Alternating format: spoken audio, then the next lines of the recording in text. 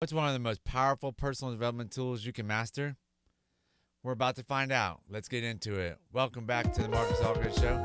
I appreciate everybody listening, watching, sharing it, getting some good information out of it. We're just trying to reach as many people as we can and just keep this podcast going. So, we're going to talk about why communication skills matter. Communication is more than just talking, it's about connecting, understanding, and influencing, whether you're in a job interview, in a relationship, giving feedback, setting boundaries, or motivating a team. When your communication is clear, confident, and compassionate, you build deeper, more trusting relationships. You avoid unnecessary conflict and misunderstandings, increase, and increase your effectiveness as a leader, teammate, partner, or friend. Express your needs and boundaries in a healthy way. Open doors in both your personal and your professional life. Some of the key elements of great communication, one of them is active listening, and we've talked a lot about active listening on the podcast. Listening is just as important, if not more, than speaking. Most people listen to reply, not to understand. Active listening involves eye contact, nonverbal cues, and responding with empathy. People feel valued when they know you can truly hear them. So, one of the tips I got is when someone is talking, try to listen without planning your next response. Just focus on their words and their body language. Concentrate on them and listen to what they're actually saying. Don't use your brain to think about the response you're going to. When you find yourself talking with somebody and you are talking and the person's already trying to interrupt you, that means they're not even listening to you. They're just interrupting you so that way they can get their message out and not even listen to your message.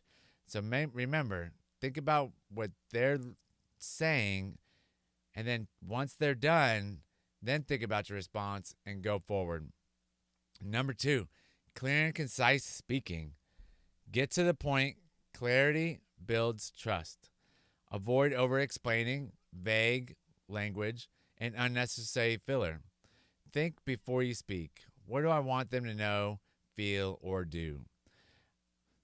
One of the tips I got is use I statements, I feel or I need, instead of blame focused. You statements keep conversation constructive. You can even say we, bring everybody together, but don't singly point out somebody else. And one of the things about over explaining, I do that a bunch, and I'm really working on it and trying to use less fillers and less filler words, but just get to the point. Like, this is it. This is what we're going to do. This is how it's going to go. And if they start trying to argue and go forward, like, this isn't up for discussion, this is it. Kind of a different topic, but you get what I'm saying. Number 3, verbal communication or nonverbal communication. Your body language, facial expressions, tone of voice, and posture all speak louder than your words. Consistency between your message and your body language builds credibility.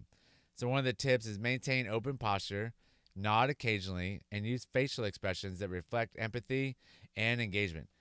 Sitting with your arms crossed means you're closed and you're not engaging in what the person's saying. You're just kind of closed off. You're shut down. Having your shoulders rolled forward just kind of says you're not very confident in yourself. So throw your shoulders back, arms open, like broad chest. Keep your hands down. Keep them on your face. Try not to just sit there and twiddle your thumbs. Keep it going. Keep it open and be inviting to the person that you're talking to. Number 4, we've talked about this one before, emotional intelligence.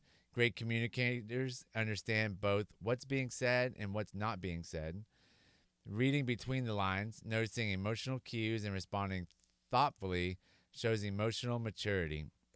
So one of the tips we got is ask clarifying questions like, it sounds like you're feeling frustrated, is that right? To show empathy and gain a deeper understanding. Number 5, feedback and conflict resolution. Healthy communication isn't just about agreement, it's about being able to disagree with respect and honesty. Giving and receiving feedback without defensiveness is a major skill that sets successful people apart. So one of the tips is use the feedback sandwich approach. Start with something positive, deliver critique, and end with encouragement or affirmation. The delivery is everything. It depends on your tone of voice, the rate of speech, the high, like, is it deep? Is it high pitch? Is it fast? Are you yelling? Are you talking in a calm voice? Are you talking engaging? There's so many different aspects that can go into that, and the message can be received very wrong if you don't do it right. So then we're going to go on to the ripple effect of strong communication. Improved communication creates a ripple effect in every area of your life. In your relationships, it builds intimacy and trust. In your career, it sets you apart as a leader or valuable team player. In your personal growth, it builds confidence and self-awareness. In stressful situations, it helps you stay calm, grounded, and solution-focused. So some of my final thoughts is communication is a superpower, and I truly believe it. The better you can communicate, the better your relationships are going to be, the better leader you're going to be. It's just an overall better situation. So strong communication is a learned skill, not just a natural talent. It's about intention, presence, and practice. When you learn to say what you mean, listen with empathy, and manage your message clearly, you become a better version of yourself and someone others trust, respect, and want to follow. So start today, be intentional with your words, listen more than you speak, and always aim to connect, not just communicate. That's how transformation begins. And that's the pod. I appreciate everybody listening, watching, sharing, and push it out there for me. And I appreciate everybody. Thank you. Have a good day.